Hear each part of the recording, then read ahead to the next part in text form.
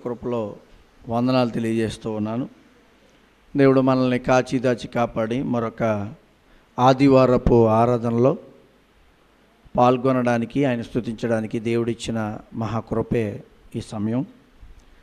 ఈ సమయాన్ని వినియోగించుకోవడం అనేది సమయం విలువ తెలిసిన వారికి అర్థమవుతుంది.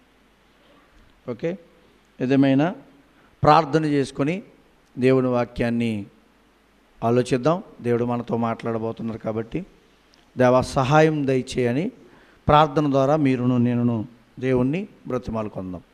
పరిశుద్ధుడైన మహాగణుడైన మా ప్రియ పరలోకపు తండ్రి, మీ ఉన్నతమైన ఘనమైన నామానికి స్తుతి స్తోత్రములు నాయన.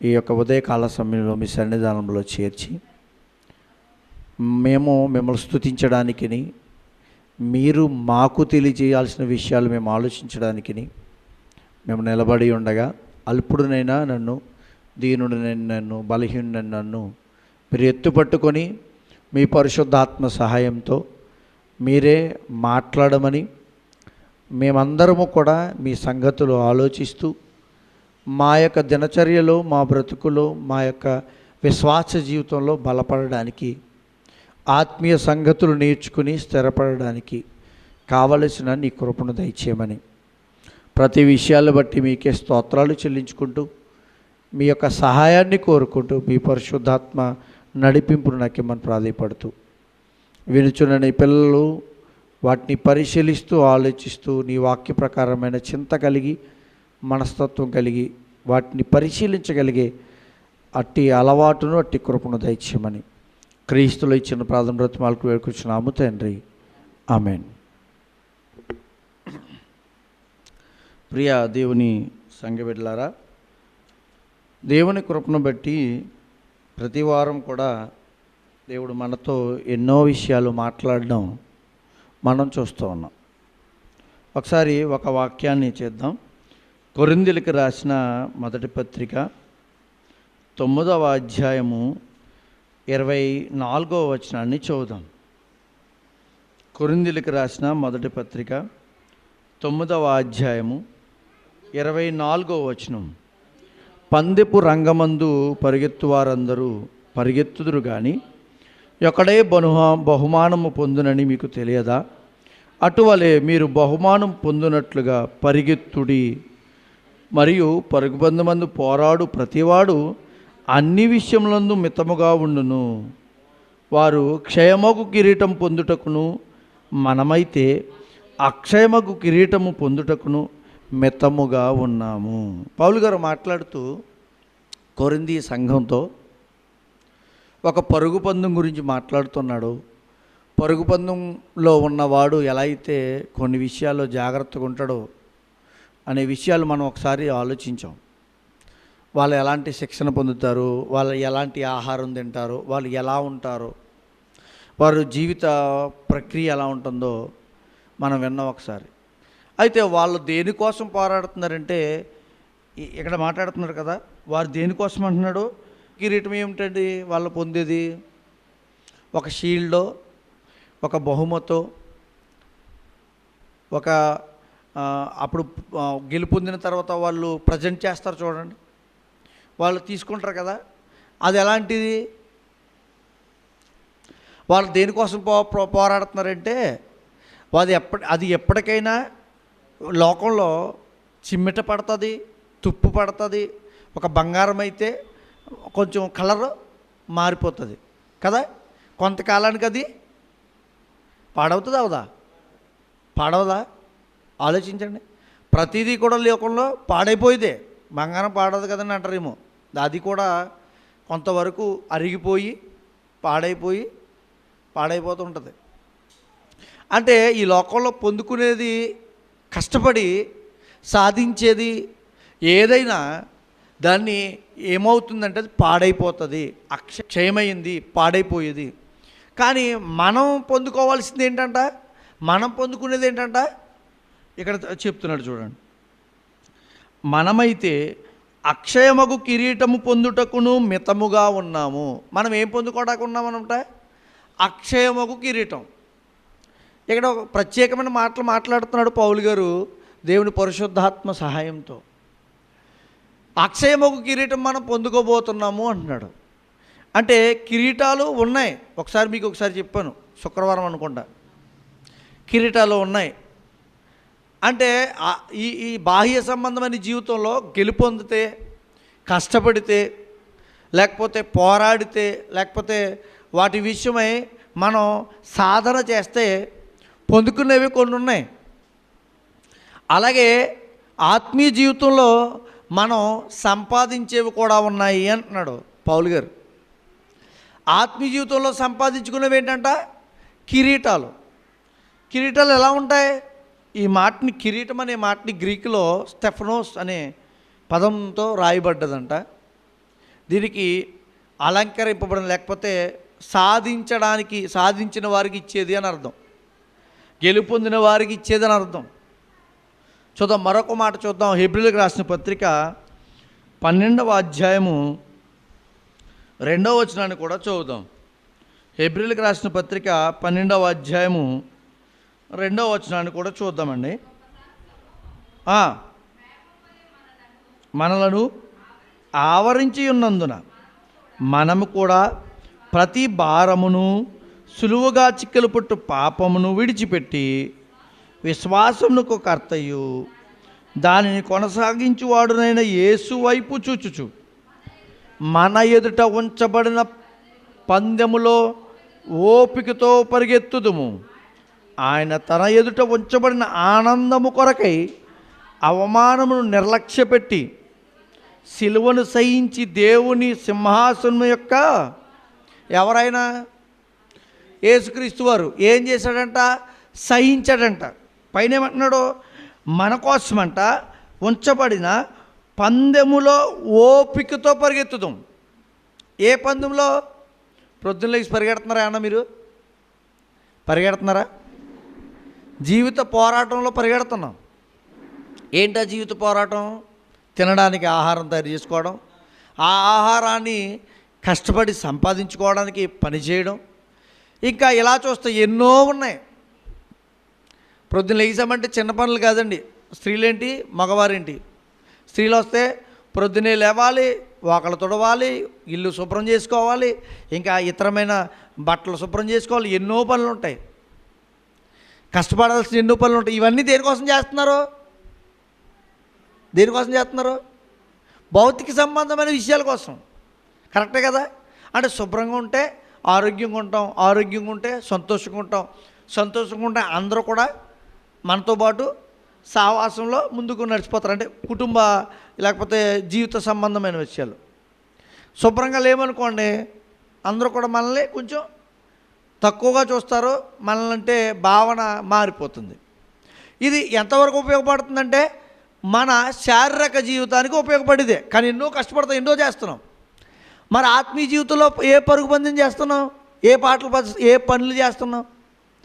మన ఆత్మీయ జీవితం బాగుపడడానికి కష్టపడి ఈ ఆత్మీయ జీవితాన్ని బలపరుచుకోవడానికి కష్టపడుతున్నాం? ఉదయాన్నే లేచి ప్రార్థన చేస్తున్నామా? ఉదయాన్నే లేచి దేవుని మాటని చదువుకుంటున్నామా? అసలు దేవుని కోసం ఆలోచించడానికి ఎంత టైం పెడుతున్నాం? ఒక వారం అయి ఉండొచ్చు, ఒక నెల అయి ఉండొచ్చు, ఒక రోజు అయి ఉండొచ్చు.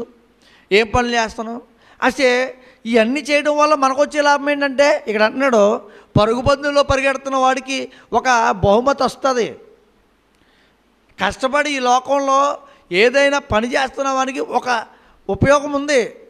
అలాగే మీరు ఆత్మీయ జీవితంలో కష్టపడితే దేవుడు అక్షయమైన కిరీటం ఇస్తాడంట. అదే పాడైపోనిది అంటాడు. ఏంటండి ఈ కిరీటాలు ఏమున్నాయి బైబిల్లో? ఏ కిరీటాల గురించి చెప్పాడు? ఏ కిరీటాల గురించి దేవుడు మనకి వాగ్దానం చేశాడు? ఇజ్రాయేల్కి ఒక వాగ్దానం చేశాడు, మీకు నేను ఇజ్రాయేల్ దేశాన్ని ఇస్తాను అన్నాడు. ఏంటంటే పాలు తేనెలు ప్రవహించు దేశాన్ని మీకు ఇస్తానన్నాడు. ఇచ్చాడా? కొంతమంది ఇప్పటికే అంటున్నారు, ఇజ్రాయేల్ దేశం ఇంకా ఇవ్వలేదండి, ఇంకా ఉన్నాయండి, అవన్నీ ఆక్రమించుకుంటే కానీ అవ్వలేదు. ఇజ్రాయేల్కి ఎప్పుడైతే ఆయన వారికి వాగ్దానం ఇచ్చాడో ఆ వాగ్దానాన్ని నెరవేర్చకుండా ఉండే దేవుడు కాదు. ఇచ్చేశాడు. మళ్ళీ వాళ్ళు తిరస్కరించి దాన్ని ఏం చేసుకున్నారంటే పోగొట్టుకున్నారు. అంతేనా? మీకు ఇప్పుడు ఉదాహరణకి ఒక 100 రూపాయలు ఇచ్చాను అనుకోండి, ఆ 100 రూపాయలు జాగ్రత్తగా జాగ్రత్త పెట్టుకున్నారనుకోండి, మీ దగ్గర ఉంటుంది. దాన్ని ఖర్చు పెట్టారంటే ఖర్చు అయిపోతుంది. ఎక్కడైనా పడేసుకున్నారంటే మళ్ళీ దొరకకపోవచ్చు. అలాగే వాళ్ళు కూడా చేసుకున్నారు. కానీ ఆత్మీయ జీవితంలో మనం జాగ్రత్తగా లేమనుకోండి, మనం దేవుడిచ్చే స్థానాన్ని, అంటే కిరీటము అంటే దేనికి ప్రత్యేకమైందో తెలుసా? రాజులకు, గొప్పగా ఏదైనా సాధించిన వారికి ఒకప్పుడు కిరీటాలు పెట్టేవారంట. ఉదాహరణకి పొన్న చెట్టు అని, దానికి ఆకులు ఉండేవంటండి. అవి కొంచెం పెద్ద పెద్ద ఆకులుగా. ఆ ఆకుల్ని ఆ ప్రాంతాలు ఎక్కడైతే ఈ పౌలు గారు మాట్లాడుతున్న సందర్భం ఉందో, ప్రతిదానికి వాక్యానికి సంబంధంగా ఈ వచ్చిన మాటలో ఆ యొక్క ప్రాంతంలో ఉన్న వాతావరణ పరిస్థితులు బట్టి, ఆ యొక్క ప్రాంతంలో ఆచార కార్యక్రమాలను బట్టి మాట్లాడిన పద్ధతులు ఉంటాయి. మనం అనుకుంటాం మనకు ఎలాంటివి ఏమున్నాయండి, లేవు కదండి అనుకుంటాం మనం. ఈ కిరీటం గురించి మాట్లాడుతుంటే ఆ రోజు ప్రసిద్ధి అంట. ఏదైనా గొప్ప పని చేసిన వాడికి ఒక కిరీటాలు పెట్టడం అది గొప్ప ఆనవాయితీ అంట. వారిని గొప్పగా ఘనంగా ఎంచేవారంట. ఇప్పుడు నిజంగానే కదా, ఇప్పటికే కూడా మన ఊరిలో ఎవరైనా గెలిచారనుకోండి, ఏదైనా స్పోర్ట్స్లోనో లేకపోతే చదువులోనో గెలుపొందారనుకోండి, వాళ్ళకి ఏమి ఇస్తారు? షీల్డ్ ఇస్తారు. వాళ్ళని ఊరంతా ఏం చేస్తారు? ప్రశంసిస్తారు, పొగుడుతారు కదా. ఇప్పుడు స్కూల్లో పిల్లలు చూడండి, మెడల్స్ ఇస్తున్నారు ఈ మధ్యన. ఇంతకుముందు అంటే మెడల్స్ ఇలాంటివి ఏం లేవు. చదివిన వారికి ఏ క్యాడర్లో వాళ్ళకి అనుభవాలు ఉన్నాయో, వాళ్ళు గెలుపొందారో, వాళ్ళకి ప్రత్యేకమైన స్థానం ఉంటుందో వారికి ఏం చేస్తున్నారంటే స్కూల్లో ఒక బహుమానాలు ఇస్తున్నారు. ఎందుకని? నువ్వు కష్టపడ్డావు, చదివావు, అంతేనా? మన దేశం నుంచి ఇతర దేశాలకు వెళ్ళి అనేక ఈ క్రీడాకారులు అక్కడ కష్టపడి గెలుపొందిన తర్వాత వచ్చిన తర్వాత వాళ్ళకి అక్కడ ఏమిస్తారు? ఒక బహుమతి ఇస్తారు. అది తీసుకుని మన దేశానికి లేకపోతే మన ప్రాంతానికి వచ్చిన తర్వాత మన దేశంలో ఉన్న అధికారులు ఏం చేస్తారు? వాళ్ళకి సన్మానం చేస్తారు. వీళ్ళు కూడా కొన్ని సదుపాయాలు కల్పిస్తారు వాళ్ళకి. మీకు తెలుసా? క్రికెటర్లకి ట్యాక్స్ ఉండదు. కొంతమందికి ట్యాక్స్ అంటే తెలుసు కదా మీకు, ఆదాయ పన్ను. అవి కొంతవరకు కొంతమందికి వెసులుబాటు ఉంటుంది. ఎందుకని? వాళ్ళు మా దేశం కోసం పోరాడుతున్నారు. ఇక్కడ దేవుడు అంటున్నాడు, నా కోసం మీరు ఈ లోకంలో బ్రతుకుతున్నప్పుడు, నా కోసం మీరు జీవిస్తున్నప్పుడు మీకొక స్థానాన్ని నేను ఇవ్వబోతున్నాను. నిజమేనా? పౌలు గారు అదే మాట్లాడుతున్నాడు. మీరు ఇక్కడ మనం క్రైస్తవుడిగా బ్రతుకుతున్నప్పుడు ఎన్నో శోధనలు వస్తుంటాయి. ఈ క్రైస్తవ జీవితాన్ని బలవంతంగా దృఢంగా జీవించినందుకు, జాగ్రత్తగా గమనించండి ఈ మాట, జాగ్రత్తగా ఆలోచించండి. క్రైస్తవ జీవితాన్ని బలవంతంగా దృఢంగా అండి, క్రైస్తవ జీవితం జీవించడం అనేది బలవంతమైందా? చెప్పండి. బలవంతమైందా అంటే చాలాను. ఎందుకంటే తెలుసా, లోకంలో ఉన్న ఆనందాలు, ఆహ్లాదాలు మనల్ని ఏం చేస్తాయి తెలుసా? ఇదేం జీవితం రాని మనల్ని నిష్ఠూరపెట్టి, బాధ పెట్టి, వాళ్ళందరూ బాగున్నారు కదా, నేను బాగోలేదే దేవుని నమ్మినా కూడా అని బాధ పెట్టే విధంగా మనల్ని ఉంటాయి లోకంలో పరిస్థితులు. కానీ నువ్వు ఎలా ఉండాలో తెలుసా? ఇలాంటి కష్టాల, బాధల విషయంలో కూడా నువ్వు ఎలా ఉంటే, దృఢంగా ఉంటే నీకేమిస్తాడో తెలుసా? దేవుడు కిరీటం ఇస్తానంటున్నాడు. ఆ కిరీటం గురించి మాట్లాడుతూ యాకోబు రాసిన పత్రిక 1వ అధ్యాయము 12వ వచనాన్ని చదువుదాం. శోధన సహించువాడు ధన్యుడు, అతడు శోధనకు నిలిచిన వాడై ప్రభువు తన్ను ప్రేమించు వారికి వాగ్దానము చేసిన. చూసారా? ఏ కిరీటం అంటే ఇది? జీవ కిరీటం. అంటే ఈ కిరీటం ఎలా ఉంటుందండి? మనల్ని మామూలుగా అడిగితే అంటే అది ఇలా తల మీద పెట్టుకుని బాగా మెరుస్తుందా, బంగారంతో ఉంటుందా, వెండితో ఉంటుందా, దానికి వజ్రాలు తిగి ఉంటాయా? ఇవన్నీ మీరు ఆలోచించవచ్చు. వాటిని ఎలా ఉంటాయని నేను చెప్పడానికి దేవుడు నాకు ఆధారాన్ని ఇవ్వకపోయినప్పటికీ మన ఆత్మీయ సంబంధమైన ఆలోచనలు ఎలా ఆలోచించాలి చెప్పాలి. ఆత్మీయ సంగతులను ఎలా ఆలోచించాలి? ఆత్మీయంగానే ఆత్మతోటే ఆలోచించాలి. ఎందుకంటే దేవుడు ఎలా ఉన్నాడు? ఆత్మే ఉన్నాడు. కాబట్టి మనం ఈ దేవుడిచ్చే వాటిని ఎలా ఆలోచించాలి? ఆత్మతో ఆలోచించాలి. అంటే ఇక్కడ ఏమంటున్నాడంటే మీకు జీవకిరీటం ఇస్తానన్నాడు. జీవకిరీటం అంటే ఎలా ఉంటుందండి? దాని వెయిట్ ఎంత ఉంటుంది, దాని కాస్ట్ ఎంత? మీరు అది కట్టారనుకోండి, ఒక 100 మందిని పిలిచి 100 మంది నుంచుని ఉన్నారు, అందరిలో 100 మంది, ఒక 1000 మంది, లేకపోతే ఒక 10,000 మంది నుంచి ఉన్నప్పుడు ఒక ప్రధానమంత్రి, ఒక సీఎం, మొన్న మధ్యన ఒక యూట్యూబ్లో వీడియోలు పెడుతున్న ఒక వ్యక్తి గురించి, ఒక ముసలతను సరదాగా మాట్లాడుతున్నాడు.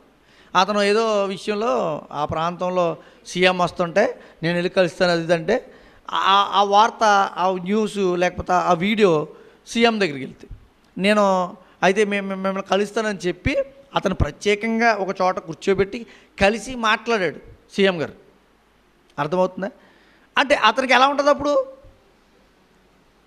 ఆ ఊరిలో చాలామంది మోతుబరులు ఉన్నారంట, చాలామంది గొప్పవారు ఉన్నారంట, డబ్బు ఉన్నవారు ఉన్నారంట, జ్ఞానం కలిగిన వారు ఉన్నారంట.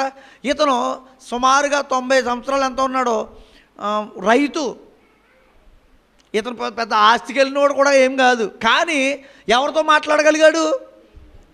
ఏ విషయంలో అంటే అది బాహ్య సంబంధంగా లోక సంబంధమైంది, అది పక్కకు పెట్టండి. విషయం ఏంటంటే ఎలాంటి వాడు ఎక్కడికి వెళ్ళాడని చెప్పడానికి మాత్రమే అది ఉపయోగించాలి. మీరు ఉదాహరణ తీసుకుని దీన్ని మీ జీవితంలో ఆచరించడానికి ఆలోచించడానికి సరిపోదు.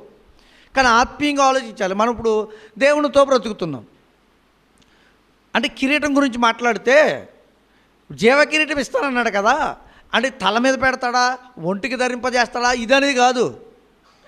మీరు ఆత్మీయంగా మీ దేవుడిచ్చేది ఎలా ఉండబోతుందంటే 10,000 మందిలో లేకపోతే 1,00,000 మందిలో, 1,00,00,000 మందిలో మిమ్మల్ని పిలిచి దేవుడు మిమ్మల్ని అభినందించే స్థానం మీరు చూడండి.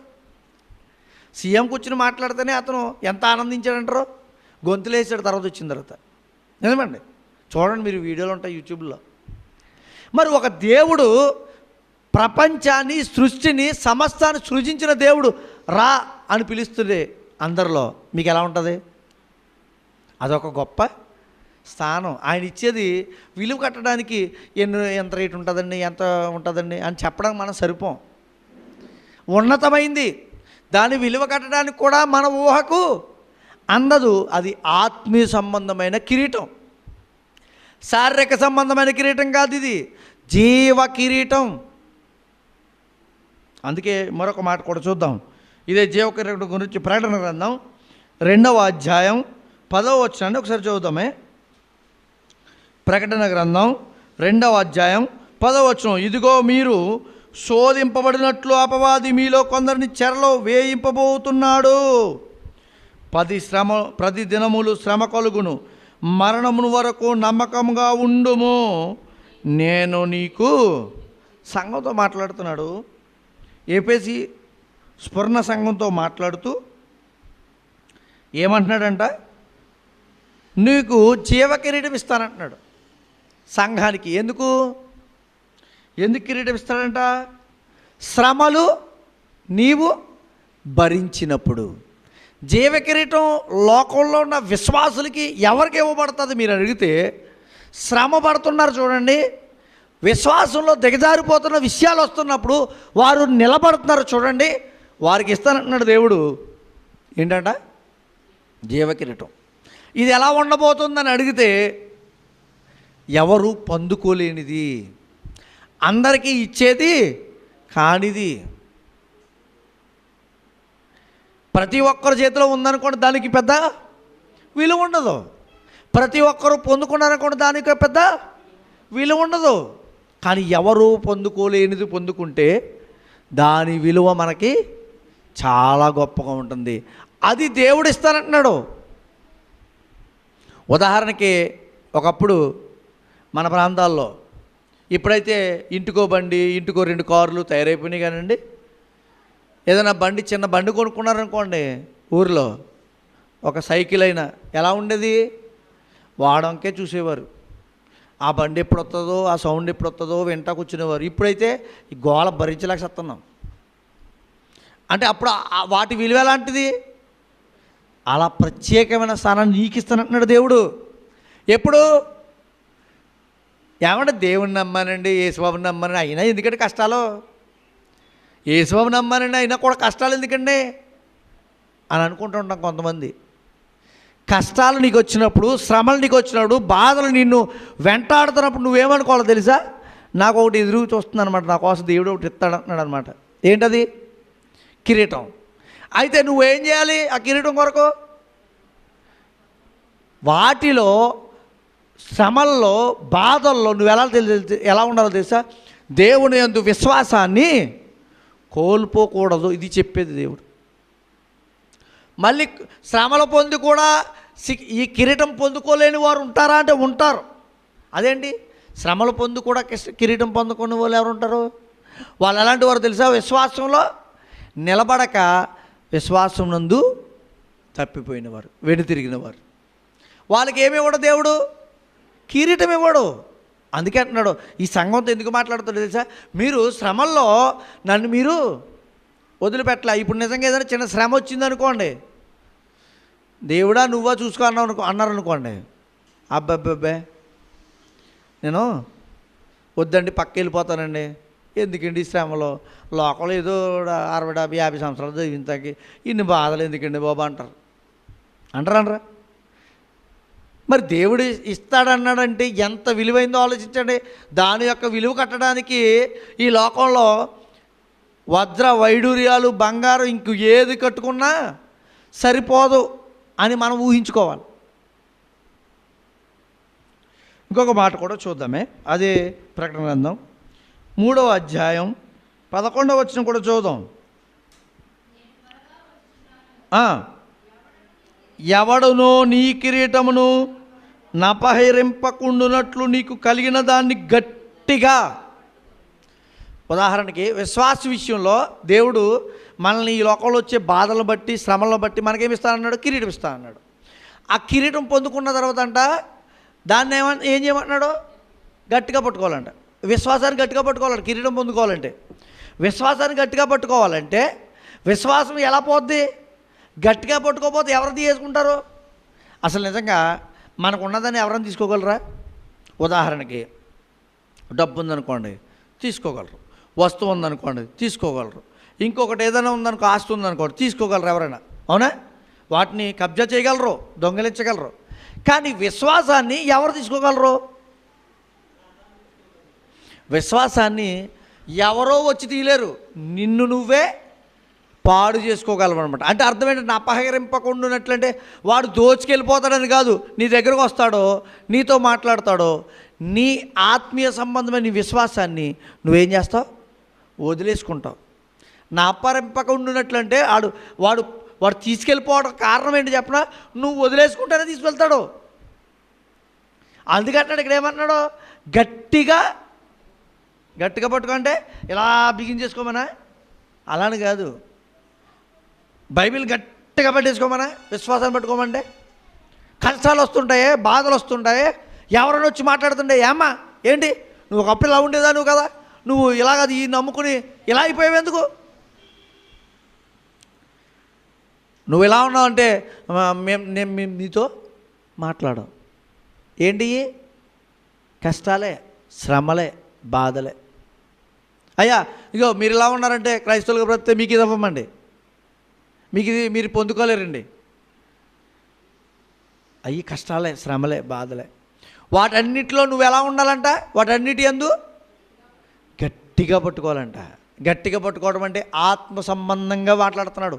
మీ హృదయంలో ఉన్న విశ్వాసాన్ని కోల్పోకూడదు. ఎవరో వచ్చి ఎన్నో చెప్తారు, మనమంతా కాదండి, మాకు ఇంత కాదండి. దేవుని మాట విషయాన్ని తప్పించడానికి, మీ విశ్వాసాన్ని పోగొట్టడానికి లోకంలో ఎన్నో విషయాలు ఉన్నాయి. వాటన్నిటి వింటే ఆఖరికి దేవుడు కాకుండా ఏది పోదు, కానీ మేము విశ్వాసాన్ని ఈలోగా మీరు పోగొట్టుకుంటారు. అందుకంటున్నాడు, ఎప్పుడైతే మీరు బలవంతముగా అన్నాడు, అందుకే బలవంతముగా మీ విశ్వాసాన్ని దృఢంగా చేపడతారో, నిలబడతారో, మీకు ఇస్తాను నేను కిరీటం. ఏమంటే ఈ లోకంలో ఉన్న కిరీటాల కంటే గొప్పవా ఇవి దేవుడిచ్చేవి? ఈ లోకంలో రాజులకి, రాణులకి, లేకపోతే ఇంకొక అధికారం కలిగిన వారికి కిరీటం అంటే అర్థం ఏంటో తెలుసా? అసలు మామూలుగా అధికారం, బలం, గౌరవం, వీటికి సంబంధించిన దాన్నే కిరీటం అంటారు. మళ్ళీ భౌతికంగా ఆలోచించి మనం కిరీటం భౌతికంగా ఆలోచిస్తే ఒక ఆకారం కలిగిందే, కానీ దానికి ఉన్న అర్థం ఏంటో చెప్పనా? భౌతికంగా కిరీటం పెట్టుకున్న దానికి అర్థం ఏంటో తెలిసిన? గౌరవం, అధికారం, వాడు చెప్పిందే శాసనం, వాడు చెప్పిందే తీర్పు, వాడి ద్వారానే సమస్తం జరగాలి, వాడికే అధికారం ఉంటుంది. దీని అర్థం కిరీటం అంటే అర్థం. అంటే దేవుడిచ్చే అది కిరీటాలు కూడా ఎలాంటివి? ఉదాహరణకు ఆత్మీయంగా ఆలోచిస్తే, అంటే అధికారం ఏదో ఇవ్వబోతున్నాడు, ఏదో స్థానాన్ని ఇవ్వబోతున్నాడు, ఏదో గొప్పతనాన్ని మనకి అందించబోతున్నాడు. ఎప్పుడది? మీ పరుగు మీరు తుదముట్టిస్తేనే. ఎప్పటి వరకు? మరణం వరకు. ఇంకొక కిరీటాన్ని కూడా చూద్దాం. దేవుని మాటలను విన్నవారు సాక్ష్యం ఇచ్చినందుకంట ఎవరైతే చెప్పారో వారికి ఒక కిరీటాన్ని ఇస్తానంటున్నాడు. దేవుని మాటలు విన్నవారు చెప్పిన మాటల ప్రకారం వీళ్ళు బ్రతికితే, అర్థమైందా మీకు? ఎవరైతే చెప్పారో వారికి ఏమొస్తుందంట? ఒక కిరీటం వస్తానంటున్నాడు. చూద్దాం ఆ కిరీటం ఏంటో. తెస్సలోనికి రాసిన మొదటి పత్రిక 2వ అధ్యాయము 19వ వచనాన్ని చదువుదాం. తెస్సలోనికి రాసిన మొదటి పత్రిక 2వ అధ్యాయము 19వ వచనం. యాలయనగా ఆనందమైనను అతిశయ కిరీటమైనను ఏది రాకడ సమయంలో ఆయన ఎదుట మీరే కదా, నిత్యముగా మీరే మా మహిమయు మా ఆనందమునై ఉన్నారు. ఈ కిరీటం ఏంటి చెప్పనా? అతిశయమైనది, ఆనందకరమైన కిరీటం. దీనికి కారణం ఏంటో తెలుసా? ఈ కిరీటం ఎవరికి ఇవ్వబడుతుందో తెలుసా? దేవుని మాటలను సాక్ష్యంగా చెప్పిన వారికి. సాక్ష్యంగా చెప్పిన వారు ఎప్పుడు ఇవ్వబడుతుందో తెలుసా? వీరు చెప్పినప్పుడు విన్నవారు వీరి పక్షంగా దేవుని మాటలని అనుసరిస్తేనంట. ఇక్కడ అదే మాట్లాడుతున్నాడు చూడండి. యాలైనగా మా నిరీక్షణ అయినను ఆనందమైనను అతిశయమైనను ఏది? మా ఆనందము అతిశయం ఏది? మన ప్రభువైన యేసు యొక్క రాకడ సమయాన ఆయన ఎదుట మీరే కదా.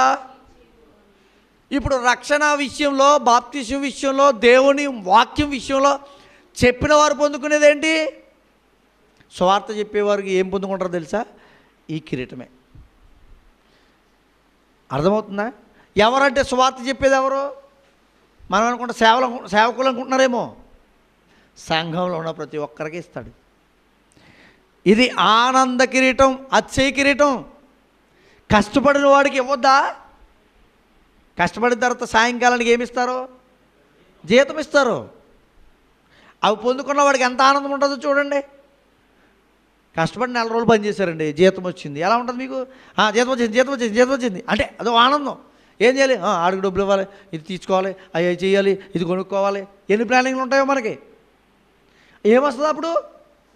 ఆనందం వస్తుంది. అంతే కదా? ఈ లోకంలో వాటి కోసమే ఆనందం పొందుకుంటుంటే, నువ్వు దేవుని కోసం కష్టపడుతున్నప్పుడు వాటి నుంచి వచ్చే కిరీటం ఏమిస్తుందో తెలుసా? అంతకంటే గొప్ప ఆనందాన్ని ఇస్తుంది. అందుకే ఇది ఆనంద కిరీటం, అతిశయ కిరీటం. చాలామంది అంటారు చూడండి, నా జీతం ఎంతో తెలుసా అంటే అర్థం ఏంటి? నేను కష్టపడుతున్న దానికి విలువ ఎంత వస్తుందో తెలుసా అని. నువ్వు కష్టపడితే దేవుని విషయంలో నీకు ఒక కిరీటం ఇస్తాడు దేవుడు. ఏంటా కిరీటం? ఆనంద కిరీటం. ఫిలిప్పీయులకు రాసిన పత్రిక 4వ అధ్యాయము 1వ వచనం చూద్దాం. ఫిలిప్పీయులకు రాసిన పత్రిక 4వ అధ్యాయము 1వ వచనం. కావున నేను ఆపేక్షించు నా ప్రియ సహోదరులారా, నా ఆనందమును నా కిరీటమునై ఉన్న నా ప్రియులారా.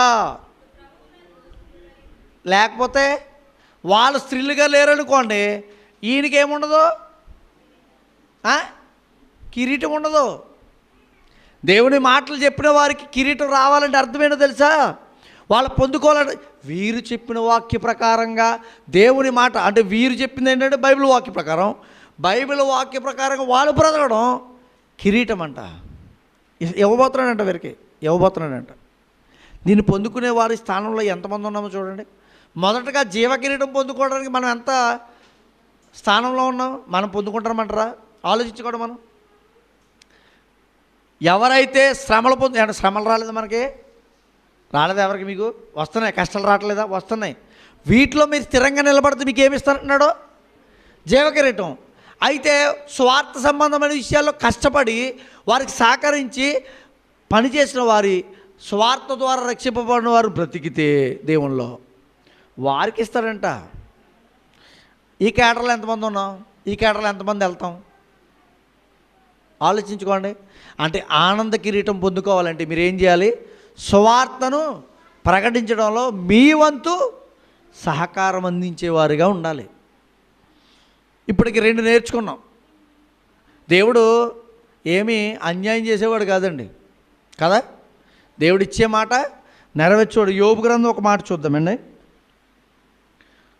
దేవుడు కష్టాలు వచ్చినప్పుడు, మన లోకంలో కష్టాలు వచ్చినప్పుడు, ఈ భూమి మీద బాధలు వచ్చినప్పుడు మనం అనుకుంటాం దేవుడు గద్దిస్తున్నాడండి, నన్ను బాధ పెడుతున్నాడండి, నేను బాధపడుతున్నానండి అనుకుంటారు. కానీ దేవుడు ఎవరినైనా గద్దిస్తానంట, వాడు ఏమవుతాడో చూడండి. 57వ అధ్యాయం, క్షమించండి, 5వ అధ్యాయం 7వ వచనం, యోబు గ్రంథం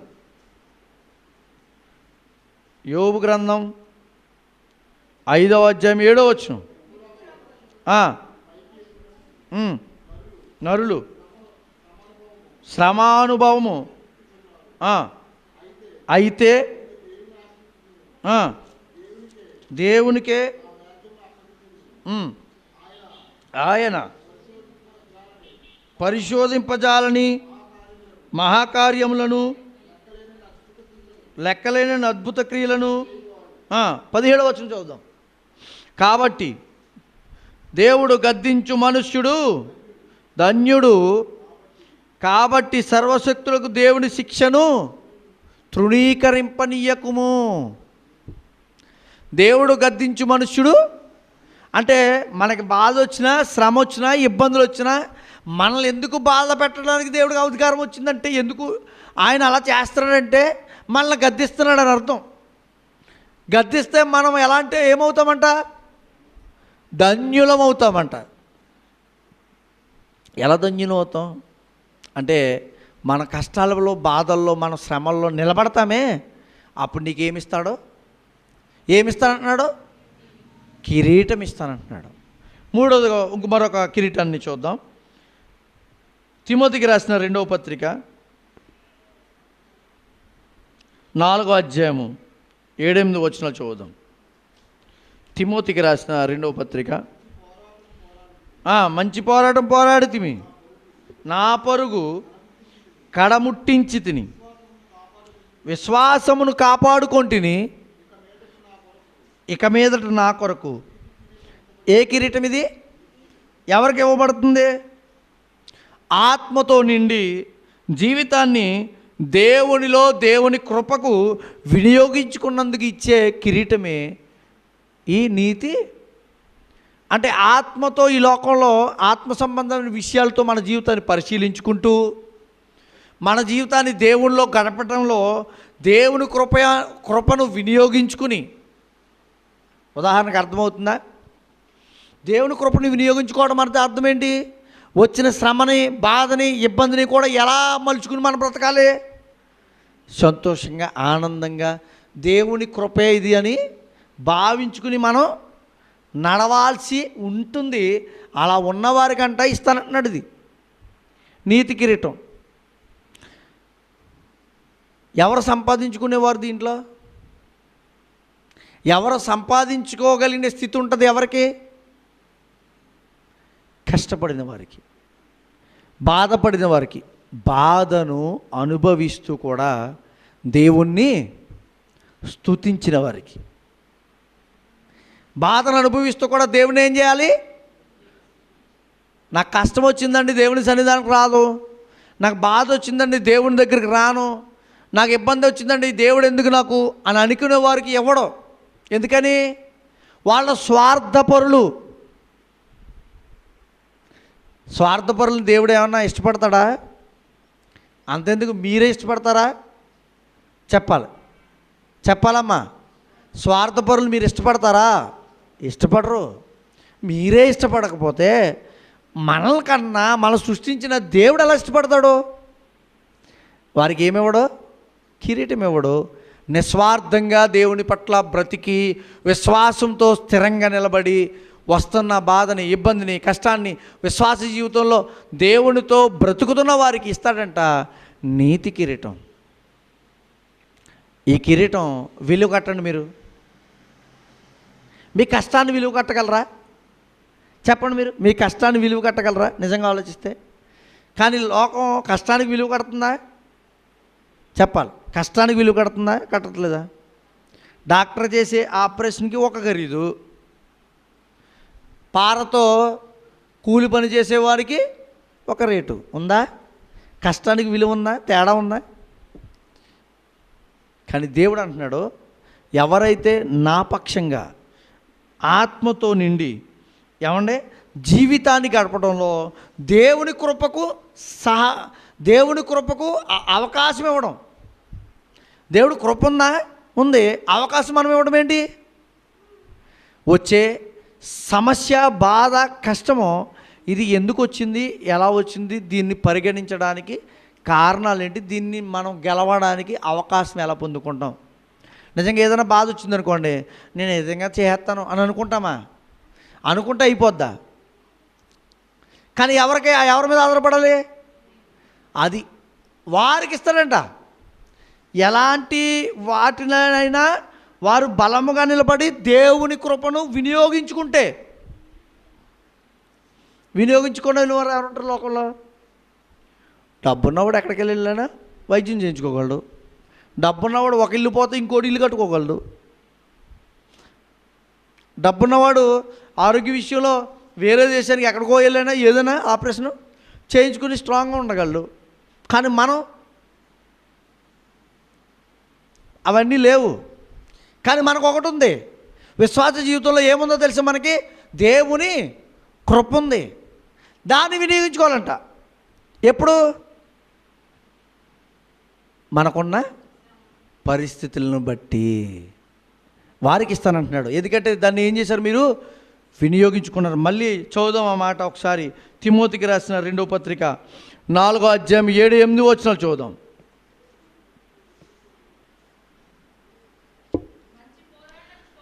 మంచి పోరాటము పోరాడి తిని నా పరుగు కడముట్టించి తిని విశ్వాసము కాపాడుకొంటిని, ఇక మీదట నా కొరకు నీతి కిరీటం ఉంచబడునున్నది. అంటే విశ్వాసాన్ని కూడా మనం ఏం చేయాలి? కాపాడుకోవాలి. విశ్వాసాన్ని కూడా పాడు చేసే వాళ్ళు ఉంటారా? ఉండరా? ఉన్నారు. నీ విశ్వాసం నిన్ను కాపాడదా? ఎంత భక్తితో బ్రతుకుతున్నావు? నీకు ఈ బాధలు ఎందుకు, నీకు వచ్చిన కష్టం ఎందుకు వచ్చిందో తెలుసా? ఏం కాదు, ఆయన పట్ల నీకు ఉపయోగం లేదు. నీ జీవితంలో ఈ నష్టం ఎందుకు వచ్చిందో తెలుసా? ఆయన వల్ల ఉపయోగం లేదు. నీ విశ్వాసాన్ని ఏం చేస్తున్నట్టు? పాడు చేస్తున్నట్టు. అప్పుడేం చేయాలంటే నువ్వు నీ విశ్వాసాన్ని కాపాడుకోవాలి. చూడండి, తల్లి పిల్లల్ని ఎలా కాపాడుతుందో.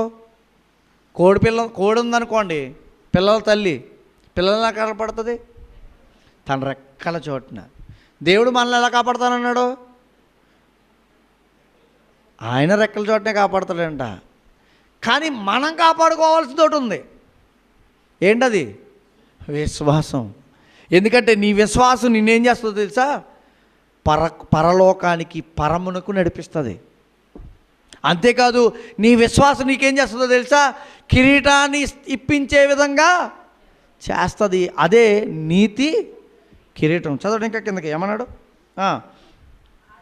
ఇక మీదట నా కొరకు నీతి కిరీటం ఉంచబడింది. ఆ దినమందు నీతి గల న్యాయాధిపతిని ప్రభు అది నాకు మాత్రమే గాక తన ప్రత్యక్షతను ఆపేక్షించు వారికి అందరికీ. పౌలు గారికి ఒక్కరికే కాదండి ఇది ఇచ్చేది. ఏది? నీతి కిరీటం. మనం అనుకుంటాం కొంతమందికి ఇస్తారేమో, ఇది ఈ బైబిల్లో రాయబడినకు ఇస్తారేమో, విశ్వాస జాబితాలో చేరిన వారికి ఇస్తారేమో అనుకుంటున్నారేమో. మీ విశ్వాస జీవితాన్ని కడముట్టే వరకు కూడా బలముగా స్థిరముగా విశ్వాసాన్ని కాపాడుకుంటే మీకు నాకు మనందరికీ కూడా ఇవ్వబడుతుంది. వినాలండి, నీతి కిరీటం. ఇంకొక మాట కూడా చూద్దాం. మనం చేసే దేవుని పట్ల చేసే కార్యక్రమాలు ఉంటాయి, దేవుని పక్షంగా చేసే సువార్త కార్యక్రమాలు ఉంటాయి. దాన్ని ఏమంటామంటే సేవ అంటాం. వారికి ఇచ్చే కిరీటం గురించి మాట్లాడుతూ చూడండి ఒకసారి. కొరింథీయులకు రాసిన మొదటి పత్రిక 9వ అధ్యాయము 24వ వచనం చదువుదాం. కొరింథీయులకు రాసిన మొదటి పత్రిక 9వ అధ్యాయం 24వ వచనం. పందెపు రంగమునందు పరిగెత్తుదురు కానీ ఒక్కడే జ్ఞానము బహుమానము పొందునని మీకు తెలియదా? అటువలే మీరు బహుమానం పొందినట్లుగా పరిగెత్తుడి.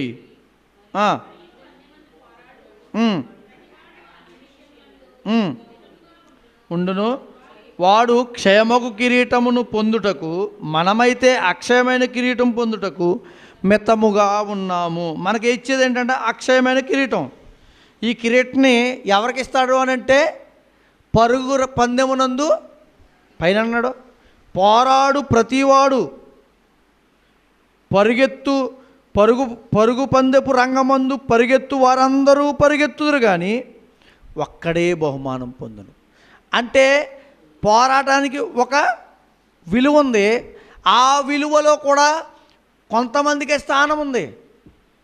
వీళ్ళు ఎలాంటి వారంటే దేవుని పక్షంగా వచ్చే వాటిని ఎదుర్కోవడానికి బలముగా నిలబడిన వారు. ఇంకో మాట కూడా చూద్దామే. ఫిలిప్పీయులకు రాసిన పత్రిక 3వ అధ్యాయము 7వ వచనం చూద్దాం. ఇది సేవ చేస్తున్న వారికి ఇచ్చే కిరీటం అంటున్నాడు దేవుడు.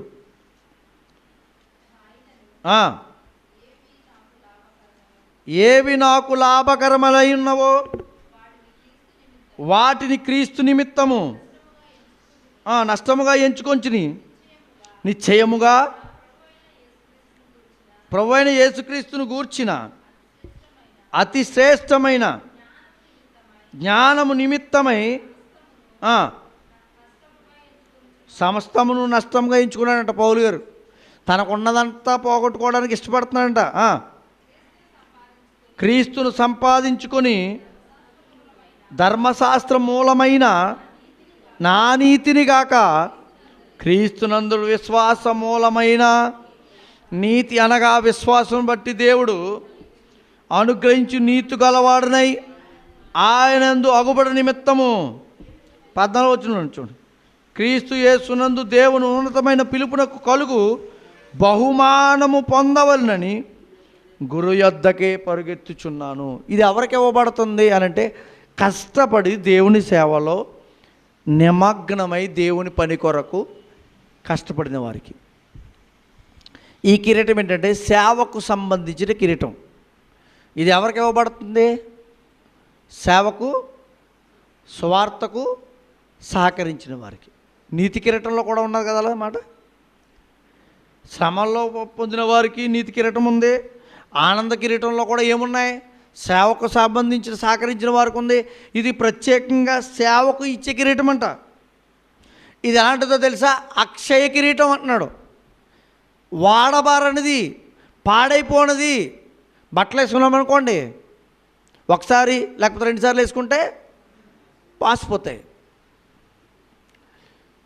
అంతెందుకండి, మన శరీరమే ప్రొద్దునుంచి సాయంకాలం వరకు కష్టపడితే అలసిపోయి మళ్ళీ స్నానం చేస్తే కానీ రీఫ్రెష్ అవ్వలేము. కానీ దేవుడు అంటున్నాడు వీటన్నింటినీ గుర్తుంచుకో, ఇవన్నీ కూడా పాడైపోతాయి. కానీ నేను ఇచ్చేది ఏముందో తెలుసా? పాడైపోనిది. అది ఎవరికి ఇస్తానంటే నా కోసం, సువార్త కోసం కష్టపడిన వారికి, సేవా కార్యక్రమాలు చేసిన వారికి. సేవా కార్యక్రమాలు అంటే మేమేం చేస్తున్నామండి, ఇంటికాడ కూర్చుంటున్నామండి అంటారు మీరు. సంఘం ఏం చేయాలి? సంఘం ఏం చేయాలి? సేవా కార్యక్రమాలు చేయాలి. సంఘానికి సేవా కార్యక్రమాలు చేయాలంటే ఎలా చేయాలి? సంఘ నిధుల్లోంచే చేయాలి. మరి సంఘానికి మీరు ఏం చేస్తున్నారు? ఏమిస్తున్నారు? కానుకిస్తున్నారా? అంటే మీరు కూడా ఏమై ఉండొచ్చు? అర్థమైంది? సువార్తలో పాలు భాగస్తులు. ఇప్పుడు తుడిచేవాళ్ళు, కడిగేవారు, చైర్లు వేయడం, లేకపోతే కష్టపడి ఏ ఒక్క పని చేయడం, సువార్త పని నిమిత్తం, ఇవన్నీ కూడా పరిచర్యలో భాగాలే. వారందరికీ ఉన్నాయి. అంటే మీరు అనుకుంటారేమో అనేసి అని చెప్తున్నాను. మీరు ఏమనుకుంటారంటే సేవ చేస్తున్న వారికి మాత్రమే, అంటే మాటలు చెప్పేవారికి మాత్రమేనేమో అనుకుంటారేమో అని. కానీ మాటలు చెప్పి దేవుని మాటను ఆలోచింపజేసి వాళ్ళకి వివరించే వారికి కూడా దేవుడు ఇస్తున్నాడు కిరీటం. అంటే మీ నోటి ద్వారా దేవుని మాటని చెప్పేవారికి కూడా ఒక కిరీటం ఇస్తాడంట. చూద్దాం ఆ మాట గురించి. పేతురు రాసిన మొదటి పత్రిక 5వ అధ్యాయము 4వ వచనాన్ని ముగించేద్దామండి. ఇంకా ప్రత్యక్షమైనప్పుడు మీరు వాడబారని ఏ కిరీటం ఇది? ఎవరికి? చదవండి అక్కడ, చదవండి. చిన్నలారా, పైన చదవండి. ప్రధాన కాపరి ప్రత్యక్షమైనప్పుడు మీరు వాడబారని మహిమా కిరీటం పొందుదురు. ఎవరికంటే? పైన చెప్తున్నాడు చూడండి, మీకు అప్పగింపబడిన వారు. పైన ప్రభులై ఉండగా మందకు మాదిరులుగా ఉండుడి. ఎవరితో? సంఘం. మందంటే ఎవరు? సంఘం. సంఘం మీద అధికారులుగా ఉండొద్దు అంటున్నాడు. ఎవరిని? సంఘ కాపరుల్ని. వారికంట మహిమా కిరీటం ఇస్తాడంట. సేవ చేస్తున్న వారికి కూడా దేవుడు ఏమిస్తాడు అంటే ఎవరు కూడా దేవుడు ఇప్పుడు లోకంలో ఉన్నారు చూడండి. ఏమంటే మామూలుగా ఇంతకుముందు ఫస్ట్, సెకండ్ ప్రైజులు, థర్డ్ ప్రైజులే ఉండేవి ఉదాహరణకి. ఇప్పుడు ఏం చేశారో తెలుసా? పోనీ ఇలా కష్టపడుతూ ప్రైజులు కూడా అదే ఫస్ట్ సెకండే కాకుండా మామూలుగా కూడా కష్టపడుతుంటారు చూడండి. ఉదాహరణకి మొన్ననే ఒక చోట ఏదో బైబిల్ ఎగ్జామ్ ఏదో జరిగితే ఫస్ట్, సెకండ్, థర్డ్ ప్రైజులు ఉన్నాయి. కానీ దాంట్లో పాల్గొన్న వాళ్ళందరికి కూడా కాన్సోలేషన్ ప్రైజులు ఇచ్చారు. అంటే ఏదో చిన్న చిన్న ప్రైజులు ఇచ్చారు. ఎందుకు చెప్పనా? వాళ్ళని సహకరించడానికి, వాళ్ళని బలపరచడానికి, ప్రోత్సహించడానికి. దేవుడు కూడా అంటున్నాడు అందరికీ ఇస్తాడంట సేవ చేస్తున్న వాళ్ళకి. ఎలాంటివి? ఎక్కువ పని చేసిన వాడికి ఎక్కువ జీతం అన్నాడా? తక్కువ పని చేసిన వాడికి తక్కువ జీతం అన్నాడా? నువ్వు దేవుని కష్టపడుతూ దేవుని స్వార్థ విషయంలో కానీ సేవ విషయంలో కానీ ఎంతగా దేవునిలో బలపడతావో, స్వార్థ విషయంలో స్థిరంగా నిలబడతావో వారికి నేను మహిమా కిరీటం ఇస్తానని ఆయనే అంటున్నాడు. ఎన్ని కిరీటాలు చూసాం మనం? చెప్పండి, ఎన్ని కిరీటాలు? చదవండి. ఫస్ట్ కిరీటం ఏంటి? జీవ కిరీటం. రెండవది నీతి కిరీటం. మూడవది ఆనంద కిరీటం. నాలుగవది సేవకు ఇచ్చే కిరీటం, అంటే ఏ సేవ చేసినా అది. ఐదవది మహిమా కిరీటం. సుమారుగా 5 కిరీటాలు చూసాం మనం. 5 కిరీటాలు ఇవ్వబడుతున్నాయి. ఈ కిరీటాలు బాహ్య సంబంధమైన కిరీటాలు కానివి. ఇవి ఎవరికి ఇవ్వబడతావంటే ప్రత్యేకంగా క్రైస్తవ విశ్వాస జీవితంలో బ్రతుకుతున్న వారికి మాత్రమే. ఏమండి లోకంలో వారికి ఎవరా అంటే లోకంలో పొందుకున్న వీరు. అవి ఇహ సంబంధమైనవి కావు.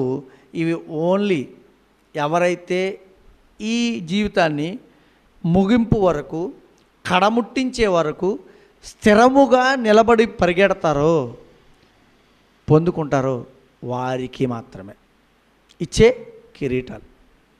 మనం ఆలోచించుకుందాం, ఏదో ఒక కిరీటాన్ని ఇవ్వడానికి దేవుడు మనకి ఇష్టపడుతున్నాడంటారా? చెప్పండి. ఎమ్మెల్యేకి మాత్రమే, ఎంపీకి మాత్రమే, ఇంకొకరికి మాత్రమే ఇస్తానన్నారు అనుకోండి, కష్టమైపోద్ది. మనం అవ్వలేదు కాబట్టి, అవ్వలేము కాబట్టి. లేదు పాస్టర్కి మాత్రమే ఇస్తానన్నాడు అనుకోండి, అబ్బో బాగా ఇది కూడా కష్టమేనండి, నేను పాస్టర్ని కాదు పాస్టర్ అమ్మని కాదు అంటారు. కానీ వీటన్నిటిలో చూస్తే ఏదో ఒకటి పొందుకోవడానికి మనకి స్థానం, అవకాశం ఉందా లేదా? ఉంది. అవి పొందుకోవడానికి మనం ఏం చేయాలి? ఇంటికి వెళ్ళిపోయి శుభ్రంగా తినేసి పడుకుంటే సరిపోద్దంటారా? విశ్వాసాన్ని కాపాడుకుంటూ స్థిరముగా నిలబెట్టుకుంటూ వెళ్ళాలి. ఎప్పుడెప్పుడు కనబడుతుందంటే ఈ పోరాటం ఎలాంటి సమస్యలు గుండా మన జీవితం వెళ్తున్నప్పుడు మనకు ఎదురవుతూ ఉంటాయి. కొన్ని పరిస్థితులు, కొన్ని సందర్భాలు మనల్ని విశ్వాస విషయంలో పడేయడానికి కొన్ని మనల్ని పట్టి ఇబ్బంది పెడుతూ ఉంటాయి. ఉదాహరణకి ఎన్నైనా సమస్యలు రావచ్చు. ఇంట్లో మనకి ఇష్టపడిన వాళ్ళు చనిపోవచ్చు, మనకి బాగా మంచిగా అనిపించిన మనకు దూరం అయిపోవచ్చు, మనకి బాగా ఆనందకరమైన వాటిని మనం కోల్పోవచ్చు. అప్పుడు మనం ఎలా ఉండాలంట? స్థిరంగా నిలబడి. మనం ఎవరి వైపు చూడాలి? పరిగెత్తేటప్పుడు పక్కన వాళ్ళు చూసామనుకోండి, ఆడ రావట్లేదు కాబట్టి మనం ఇంకా స్లో అవుతాం కదా, ఆగిపోతాం. కానీ పక్కన వాళ్ళు చూడకూడదంట, గురిని చూడాలంట. గురి ఎవరు? మనకి యేసుక్రీస్తు వారు. ఆ గురిని చూసి మీరు పరిగెట్టారనుకో, మీరు ఏమవుతారో తెలుసా? విజయం సాధిస్తారు. ఆ విజయంలో మీరు ఏం పొందుకుంటారంటే కిరీటం. పెట్టుకుందామా కిరీటం? పెట్టుకుంటారా? కిరీటాలు ఇస్తాడంటే దేవుడు. మీరు పెట్టుకుంటారా? పెట్టుకోవాలి. పెట్టుకోవడానికి సిద్ధపడాలి. ఆ పెట్టుకునే స్థానం పొందుకోవాలంటే మనం ఏం చేయాలి? మొదటగా కష్టపడి విశ్వాసాన్ని విలువగా కాపాడుకుంటూ బ్రతకాలి. అలా బ్రతికేవారుగా మీరు, నేను, మనమందరం ఉండాలని మిమ్మల్ని హెచ్చరిస్తూ, నన్ను నేను హెచ్చరించుకుంటూ ఈ మాటలు ముగిస్తూ ఉన్నాను. చిన్న ప్రార్థన చేసుకుందాం. పరిశుద్ధుడా, ప్రేమగల తండ్రి, విశ్వాస జీవిత విషయంలో కిరీటాల గురించి ఎన్నో విలువైన సంగతులు నేర్పించారు. నిజమేనా? మేము అలా బ్రతుకుతున్నాం లేదు, మిమ్మల్ని మేము పరిశీలించుకుంటూ నీ వాక్య సంబంధమైన జీవితంలో మిమ్మల్ని స్థిరపడడు నాయనా, మమ్మల్ని మేము మీ వాక్యం ద్వారా హెచ్చరించుకుంటూ సరిదిద్దుకుంటూ, ఎలాంటి బాధలు వచ్చినా, కష్టాలు వచ్చినా, ఇబ్బందులు వచ్చినా వాటిలో తండ్రి మీ సహకారంతో, మీ కృపతో విజయం పొందుకొని మీరిచ్చే కిరీటాలను పొందుకునే స్థానంలో మమ్మల్ని నిలబెట్టమని, ఇదిగోండి నీ విశ్వాసులుగా, నీ పిల్లలుగా బ్రతుకుతున్న తండ్రి, నీ పిల్లలందరినీ కూడా దీవించి బలపరిచి, వారి చేస్తున్న పనుల్లోనూ పరిచర్లోనూ వారికి తండ్రి కావలసిన ఆధిక్యాన్ని తండ్రి, ఆనందాన్ని వారికి ఇచ్చి, సంతోషాన్ని ఇచ్చి, మీరే ఘనత, మహిమ, ప్రభావాలు పొందుకుంటారని నమ్ముచు క్రీస్తులో ఇచ్చిన ప్రార్థన బ్రతిమాలకు వేడుకొచ్చున్నాము తండ్రి. ఆమెన్. అందరికీ వందనాలు తెలియజేస్తున్నాను. ప్రసాద్ గారు వచ్చి